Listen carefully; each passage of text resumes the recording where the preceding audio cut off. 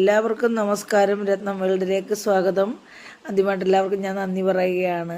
എൻ്റെ ചാനൽ കാണുകയും സപ്പോർട്ട് ചെയ്യുകയും ചെയ്യുന്ന എല്ലാവർക്കും എൻ്റെ നന്ദി അറിയിക്കുന്നു. ഈ അവസരത്തിൽ ഇത് കണ്ടില്ലേ, ഇത് ഞാൻ തയ്യാറാക്കാൻ പോകുന്നതാണ്. ഇത് ബജ്ജി. അതെന്ത് ബജ്ജിയാണെന്ന് നമുക്ക് തോന്നും. ഇത് നമ്മൾ എല്ലാവരും ഉപയോഗിച്ചതിന് ശേഷം വലിച്ചെറിയുന്ന ചക്കയുടെ പുറന്തോടാണ്, അതായത് ചക്കമടൽ കൊണ്ട് നമുക്ക് ഇതേ രീതിയിലുള്ള ഭക്ഷണം തയ്യാറാക്കാം. ചക്കമടൽ നമുക്ക് അവിയൽ വെക്കാനും ഒക്കെ ഉപയോഗിക്കാം. പക്ഷേ എങ്കിലും ചക്കമടൽ കൊണ്ട് ഇങ്ങനെ നമുക്ക് ബജ്ജിയും ഉണ്ടാക്കാം. ആരെങ്കിലും ഉണ്ടാക്കുന്നതായിരിക്കാം, പക്ഷേ അറിയാൻ പാടില്ലാത്തവർക്ക് വേണ്ടി ഞാൻ തയ്യാറാക്കുന്നത്. അപ്പോൾ ഇത് നമ്മൾ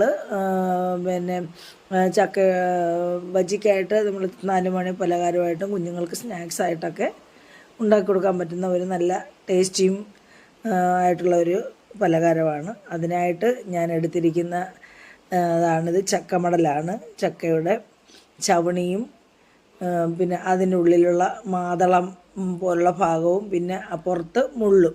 അപ്പോൾ ഈ മുള്ളും ഈ ചവണി നമുക്ക് ഉപയോഗിക്കാം, തോരൻ വെക്കാനും വറുത്തും എടുക്കാം.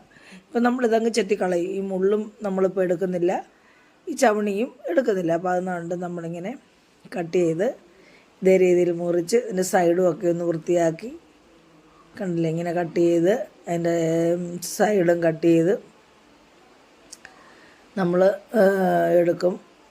മുള്ളും മാത്രമേ നമ്മൾ മുള്ള് കട്ട് ചെയ്ത് കളയും. മുള്ളും കട്ട് ചെയ്ത് ഇങ്ങനെ ഓരോന്നോരോന്നെടുത്ത് നമ്മൾ ഇതേ രീതിയിൽ ഇങ്ങനെ കട്ട് ചെയ്തെടുക്കും. കരിന്തൊലി മാത്രമേ നമ്മൾ കളയത്തുള്ളൂ. അങ്ങനെ ഓരോന്നും നമ്മളിങ്ങനെ ഇതേ രീതിയിൽ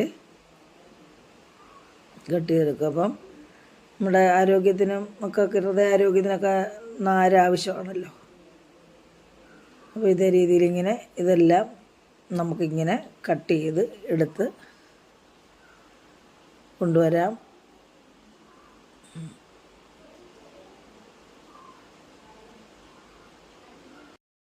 ഇതേ രീതിയിൽ നമ്മൾ കട്ട് ചെയ്ത് ചിലപ്പോൾ ഇച്ചിരി വലുതായി അങ്ങ് പോകുന്നുണ്ട്. അത് ഇതിൻ്റെ ഷേപ്പ് അനുസരിച്ചാണ് വലുതാവുന്നതേ. നമ്മൾ ഇതേ രീതിയിൽ കട്ട് ചെയ്ത്, കുഴപ്പമൊന്നുമില്ല, കയ്പൊന്നുമില്ല, നല്ല ടേസ്റ്റാണ്. ഞാൻ തിന്ന് നോക്കിയത് കേട്ടോ. പച്ചയ്ക്ക് വേണമെങ്കിലും തിന്നാം, ഏത് ഭാഗം വേണമെങ്കിലും പച്ചയ്ക്കൊക്കെ തിന്നാം. മടൽ അതിൻ്റെ മുള്ളൊഴിച്ച് ബാക്കിയല്ല. ഇതേ രീതിയിൽ നമുക്കെല്ലാം ഒന്ന് കണ്ടിച്ചെടുക്കാം. എടുത്തുള്ളൂ, എല്ലാവരും ഒന്ന് കാണിക്കാൻ വേണ്ടിയാണ് എടുത്തത്. അപ്പോൾ ഇത് കുറച്ച് എടുത്തിട്ടുള്ളൂ. ഇത്ര ഞാനിപ്പം അരിഞ്ഞെടുത്തിട്ടുണ്ട്.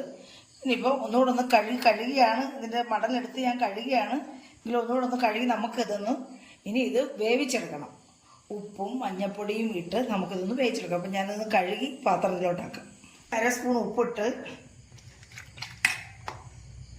ഒരു 1/4 സ്പൂൺ മഞ്ഞൾപ്പൊടി ഇട്ട് നമുക്കിതൊന്ന് വേവിച്ചെടുക്കാം. ഞാൻ വെള്ളം ഒഴിച്ചിട്ടുണ്ട് ആവശ്യത്തിന്. ഇത് മുങ്ങി നിൽക്കത്തക്ക രീതിയിൽ നമ്മൾ വെള്ളം ഒഴിച്ചിട്ടുണ്ട്. ഇത് നമുക്ക് അടുപ്പിൽ വെച്ചൊന്ന് വേവിച്ചെടുക്കാം. നമ്മുടെ ബജ്ജിക്കുള്ള മാവ് റെഡിയാക്കാം. അതായത് ചക്കയുടെ മടൽ കൊണ്ടുള്ള ബജ്ജിക്ക് മാവ് റെഡിയാക്കാം. നമ്മൾ സാധാരണ ബജ്ജിയൊക്കെ ഉണ്ടാക്കാനായിട്ട് ഉപയോഗിക്കുന്നത് കടലമാവാണ്.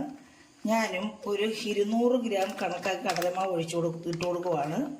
ഇതിപ്പോൾ നമ്മൾ 200 ഗ്രാം കണക്കാക്കി ഉള്ള കടലമാവ് മതി, അതനുസരിച്ചുള്ള മടലേ നമ്മൾ എടുത്തിട്ടുള്ളൂ. ഇതിലേക്കൊരു ക്രിസ്പി കിട്ടാൻ വേണ്ടി ഞാനൊരു ശകലം ഒരു സ്പൂൺ കണക്കാക്കിയുള്ള അരിപ്പൊടിയും കൂടെ ചേർക്കുന്നുണ്ടേ. ഇതാ 1 സ്പൂൺ അരിപ്പൊടി കൂടെ ചേർക്കുന്നുണ്ട്. നമ്മളിതിലേക്ക് ഇനി ഒരു 1/4 സ്പൂൺ കായപ്പൊടി ചേർക്കുന്നുണ്ട്.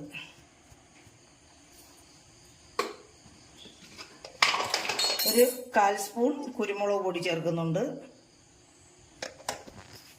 പിന്നെ ഒരു 1/4 സ്പൂൺ മുളക് പൊടിയും കൂടെ ചേർക്കുന്നുണ്ട്. അപ്പം നമുക്ക് ഇത് ഉപ്പ് ഞാൻ ഈ വെള്ളത്തിൽ കലക്കിയതാണ്, അതുകൊണ്ട് ഈ ഉപ്പ് വെള്ളമാണ് ഒഴിച്ചു കൊടുക്കുന്നത്. ചിലപ്പോൾ ഉപ്പ് ഇട്ടാൽ നമുക്ക് കൂടി പോവോ ചെയ്യുമെന്ന് ഓർത്ത് ഞാൻ ഇങ്ങനെയാണ് സാധാരണ ചെയ്യാറ്. വെള്ളത്തിൽ ഉപ്പ് കലക്കും, എന്നിട്ട് നമ്മൾ ഉപ്പ് നോക്കും. അപ്പോൾ അതനുസരിച്ച് നമ്മൾ ഇതിനകത്തോട്ട് ഒഴിച്ചു കൊടുക്കും.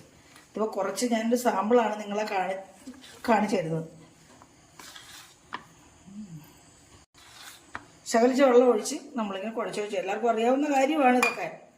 പിന്നെ എനിക്ക് എല്ലാം അറിയാൻ പാടില്ലാത്തവരൊന്ന് കണ്ടുപിടിക്കാൻ വേണ്ടി ഞാനിത് ചെയ്യുന്നതാണേ.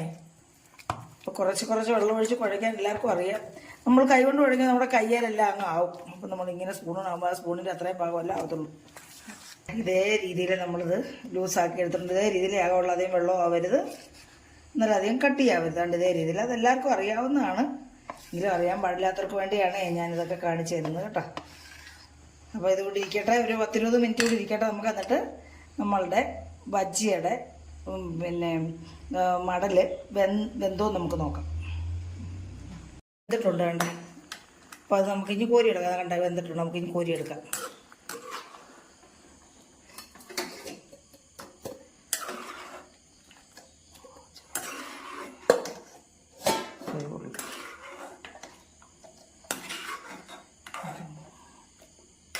നമ്മളെ ഇതെല്ലാം കോരി എടുത്തിട്ടുണ്ട്. ഇനി വെള്ളമെല്ലാം തോർന്ന് വരട്ടെ.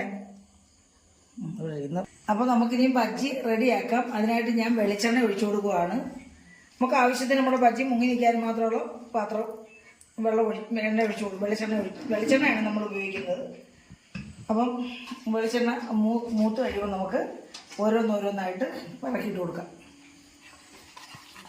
എണ്ണ തിളച്ചിട്ടുണ്ട്. നമുക്കിത് ഓരോന്ന് മുക്കി അതിലൊക്കെ ഇട്ട് കൊടുക്കാം. ഇതേ രീതി മുക്കി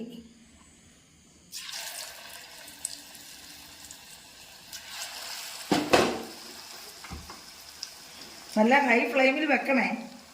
ഹൈ ഫ്ലെയിമിലാണ് നമ്മൾ വെച്ചിരിക്കുന്നത് കേട്ടോ. ഇങ്ങനെ മുക്കിയെടുത്ത് നമ്മൾ ഓരോന്നും ഇങ്ങനെ ഇട്ട് കൊടുക്കുവാണ്.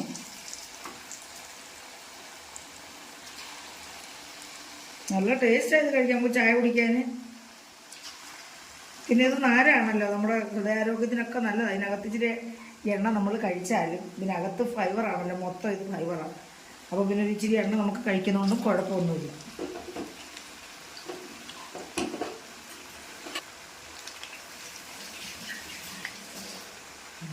അപ്പം നമ്മുടെ ഒരു സൈഡ് മൂത്തെന്ന് നമുക്ക് മനസ്സിലായെങ്കിൽ മാത്രമേ നമ്മൾ ഇളക്കിയിടാൻ പാടുള്ളൂ. അല്ലെങ്കിൽ നമ്മുടെ മാവ് ഈ എണ്ണയ്ക്കകത്തങ്ങ് സ്പ്രെഡ് ചെയ്യും. അതൊക്കെ എല്ലാവർക്കും അറിയാവുന്നതാണ്, എങ്കിലും അറിയാൻ പാടില്ലാത്തവർക്ക് വേണ്ടി ഞാനൊന്ന് പറഞ്ഞു തരികയാണ്. അപ്പം നമ്മുടെ ഒരു സൈഡ് നമുക്കൊന്ന് ഇളക്കി നോക്കാം. ഇതാ മൂത്തിട്ടുണ്ട്, നമുക്ക് തിരിച്ചിടാം. ഇതല്ലേ മൂത്തിട്ടുണ്ട്, നമ്മൾ തിരിച്ചിട്ട് കൊടുക്കുകയാണ്. ഒന്നിച്ച് വേണമെങ്കിൽ നമുക്കിത് കോരിയെടുക്കാം. ഇതേ രീതിയിൽ കോരിയെടുത്ത് തിരിച്ചിടാം. ഇതാ അപ്പോൾ അത് എല്ലാം പിടിച്ചിട്ടുണ്ട്, നമുക്ക് പിന്നെ ഇളകിയൊന്നും പോത്തില്ല. ഇങ്ങനെ തിരിച്ചിടാം. ഞാൻ കുറച്ചേ ഇട്ടുള്ളൂ കേട്ടോ, ചെറിയ പാത്രമല്ലേ. അപ്പോൾ എല്ലാം കൂടി ഇടുങ്ങി കിടന്ന് തിളച്ചു വേവുണ്ടാന്ന് വിചാരിച്ച് ഞാൻ കുറച്ചേ ഇട്ടിട്ടുള്ളൂ. അരിച്ച് ഇവിടെ മൂത്തിട്ടുണ്ട്, നമുക്കിത് കോരിയെടുക്കാം. ഇനി നമ്മൾ മടലൊന്നും ചക്കമടലൊന്നും കളയണ്ട കേട്ടോ. നമുക്ക് എല്ലാവർക്കും അറിയാവുന്നതാണെന്ന് എനിക്ക് തോന്നുന്നു, എങ്കിലും അറിയാൻ പാടില്ലാത്തവർക്ക് വേണ്ടി ഞാൻ ചെയ്താണ്. ഈ ചക്കമടലൊന്നും നമ്മൾ വേവിച്ചാൽ കളയണ്ട. ഇതൊക്കെ നമുക്ക് വളരെയേറെ ഗുണമുള്ള സാധനമാണ്. അപ്പോൾ ഒരു ട്രിപ്പ് ഞാൻ കോരിയെടുത്തു. നമുക്ക് അടുത്ത ട്രിപ്പ് റെഡിയാക്കാം. ഹൈ ഫ്ലെയിമിലിട്ട് വേണം നമ്മൾ ഇത് ഇട്ട് കൊടുക്കാനും കോരിയെടുക്കാനും. അല്ലെങ്കിൽ നമ്മൾ കോരിയെടുക്കുമ്പോൾ നമ്മൾ ഹൈ ഫ്ലെയിമിൽ ഇടുന്നതിൻ്റെ കാരണം എണ്ണ കുടിക്കാതിരിക്കാൻ വേണ്ടിയാണ്. നമ്മൾ ലോ ഫ്ലെയിമിലിട്ടാൽ എണ്ണ ഞാൻ കുടിച്ചെടുക്കും. ലോ ഫ്ലെയിമിലിട്ട് വേവിച്ചാലും എണ്ണ പിടിച്ചെടുക്കും. നല്ല ക്രിസ്പി ആവട്ടെ, നമുക്ക് കിട്ടത്തില്ല.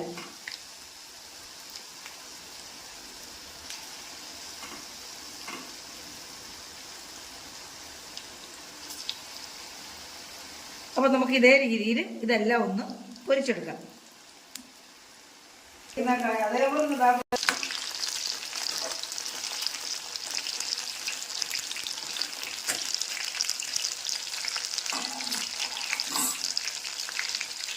ഞാനെപ്പോഴും ചെറിയ പാത്രത്തിൽ വളരെ കുറച്ച് എണ്ണ ഉപയോഗിച്ചാണ് എല്ലാം ഇങ്ങനെ ചെയ്യുന്നത്. അപ്പോൾ നമുക്ക് അധികം എണ്ണ നഷ്ടപ്പെടത്തില്ല. കുറച്ച് ഇതുപോലെ നമുക്ക് വറുത്തെടുക്കാം. വലിയ പാത്രം ആകുമ്പോൾ ഒത്തിരി എണ്ണയാവും. അപ്പോൾ നമ്മളിതെല്ലാം ഇതാ മൂത്തിട്ടുണ്ട്.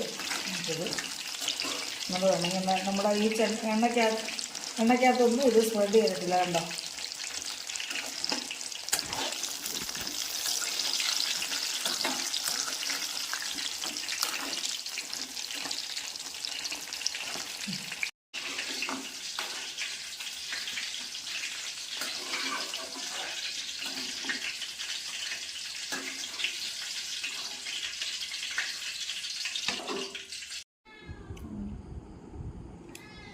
അപ്പം നമ്മുടെ ചക്കമടൽ ബജ്ജി ഇവിടെ റെഡി ആയിട്ടുണ്ട്.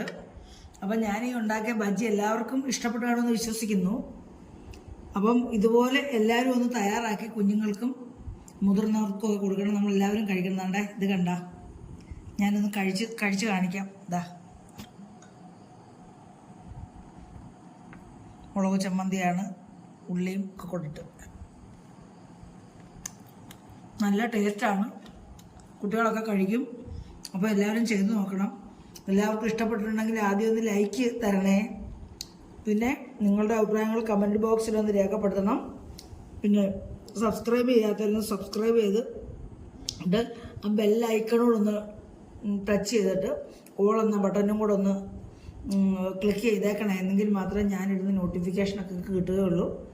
അപ്പോൾ അടുത്ത ഒരു നല്ല വീഡിയോ ആയിട്ട് വരുന്നവരെയും എല്ലാവർക്കും എൻ്റെ നന്ദി, നമസ്കാരം.